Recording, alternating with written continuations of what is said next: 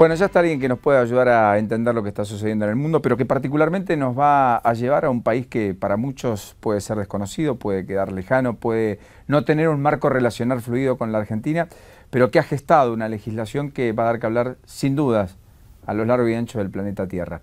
Belén, gracias por venir. No, gracias a vos. Para el placer. Bueno, vamos a hablar un poco de Turquía. Sí, vos porque sabés que la legislación ahí ha determinado un límite explícito a la privacidad y a la libertad de expresión, por lo menos a través de las redes sociales y de internet, ¿o no? Sí, el miércoles a la noche se promulgó la ley y realmente fue un shock para todo el mundo y sobre todo para la Unión Europea, porque en ese momento Erdogan se encontraba negociando con Angela Merkel en Alemania el tema del ingreso de Turquía, que tanto ya están desde hace años bregando por entrar, desde 1999 están en lista de espera.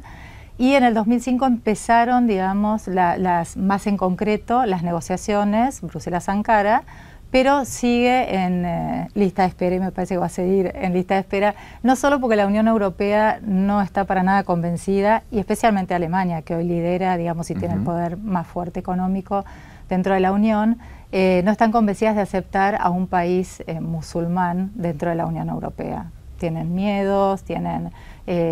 si bien, digamos, Turquía está como dividida, parte de su territorio está cercano a los países árabes, la otra parte, digamos, una parte chica está en Europa y tiene un vínculo desde el Imperio Otomano, ocupaba parte, digamos, de la región europea. Sin embargo, a pesar de ser naturalmente un buen puente entre Europa y Asia, no están tan dispuestos a aceptarla. Entonces, con esta promulgación de esta ley polémica, porque en definitiva lo que hace es le da un poder sin pasar, digamos, por una corte, de en 24 horas cerrar una página web que no le guste al gobierno. Porque básicamente es eso, o sea, se cierran las páginas que al gobierno no le gustan. Bueno, y además la obligatoriedad de que se archive durante 2 años para las empresas proveedoras toda la información de los que interactúan en las redes sociales. Bueno, eso es más grave todavía, porque por un lado le da el poder de cerrar lo que al gobierno no le guste, pero por otro lado le da al gobierno el poder de meterse en toda la vida de todos los usuarios de su país de Internet. Y convengamos que eso es actualmente lo que hace China, y bueno, China está muy lejos de una democracia.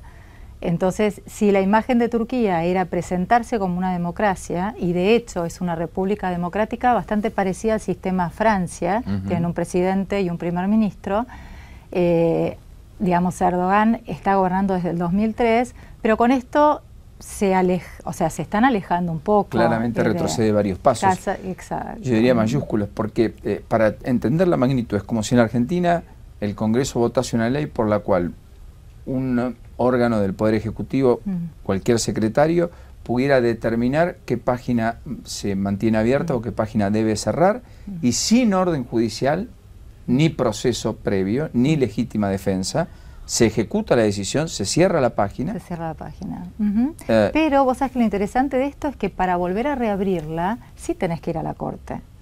O sea la página que quiera para cerrarla, el gobierno lo determina, en menos de 24 horas se cierra la página. Ahora, la página, si quiere volver a hacer el proceso de no me parece injusto, realmente esto no, a ver cómo podemos arreglar para seguir vigentes, ahí tiene que entrar en un proceso judicial para ser nuevamente aceptada. Es el pague y luego reclame. Exacto. Entonces, digamos, esto lo que se torna totalmente peligroso es que la gente se ve coartada totalmente de la libertad de expresión, porque, digamos, estos gobiernos a lo que más miedo le tienen son a las redes sociales. ¿Qué es lo que no controlan? Que no solo no lo controlan, sino que las redes sociales hoy en el mundo están, digamos, que después no llegan a nada, y ahora te voy a explicar por qué tampoco llegan a nada. Pero los grandes movimientos que se han dado últimamente, si querés, entre comillas, más revolucionarios, más manifestaciones o de descontento de las diferentes poblaciones, desde España, Turquía, Egipto, Túnez, fue a través de redes sociales. La gente se congrega, incluso las marchas mismas acá en Argentina, lo vemos.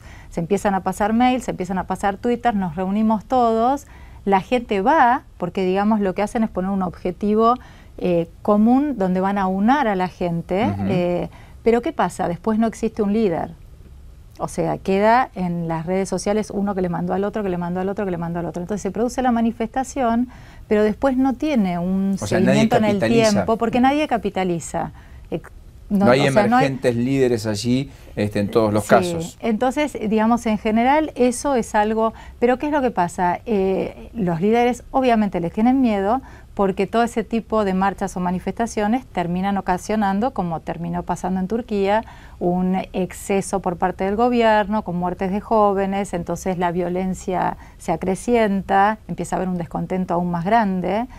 Y además bueno, porque las protestas no se canalizan por los métodos y los medios tradicionales, es decir, no se canalizan en los partidos políticos, no tienen la institucionalidad que hasta aquí... No.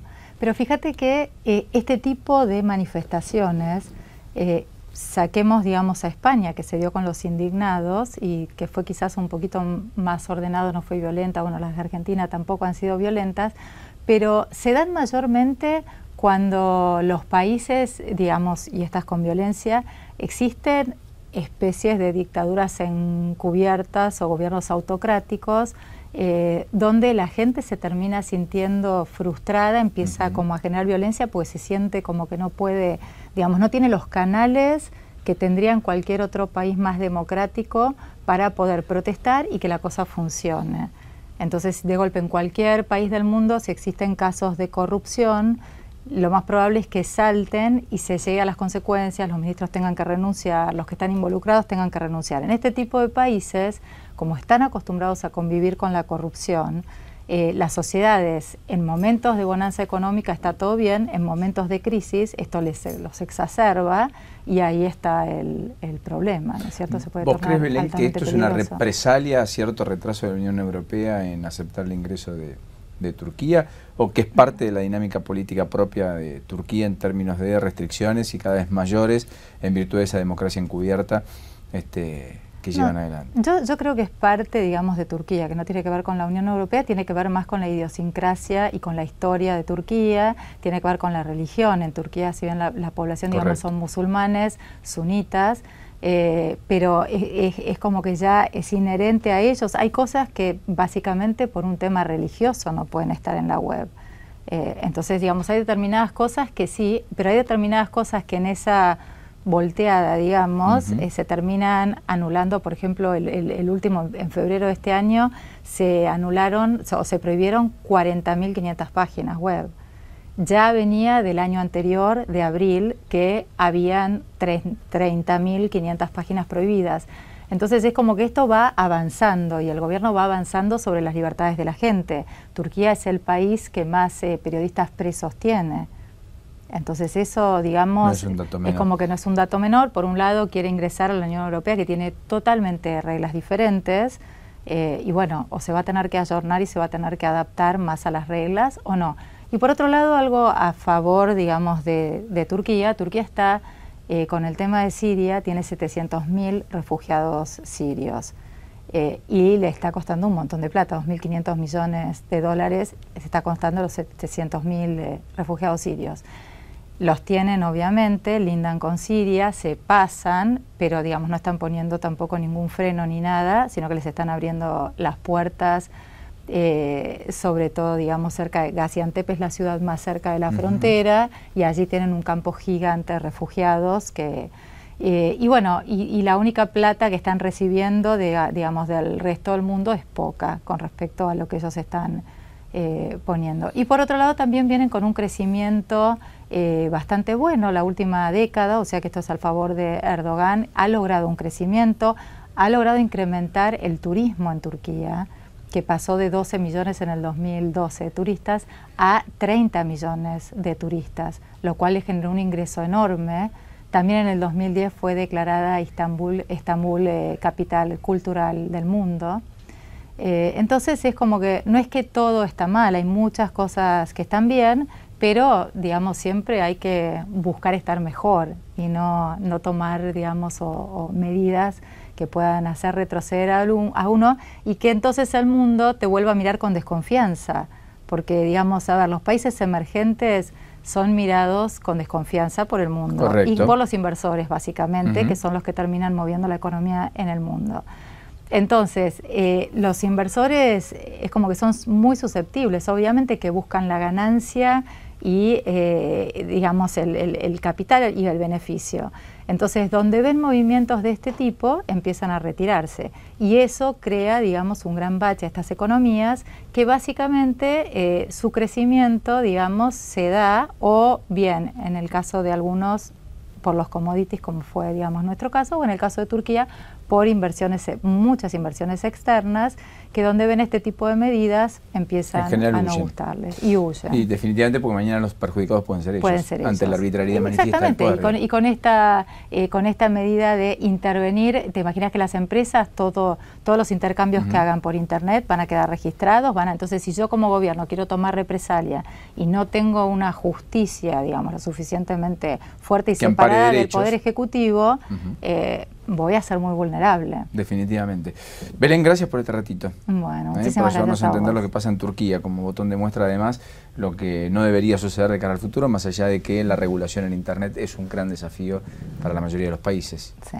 Cuestión que no está resuelta ni tampoco se sabe cómo. Sí, es cierto. Gracias, Belén.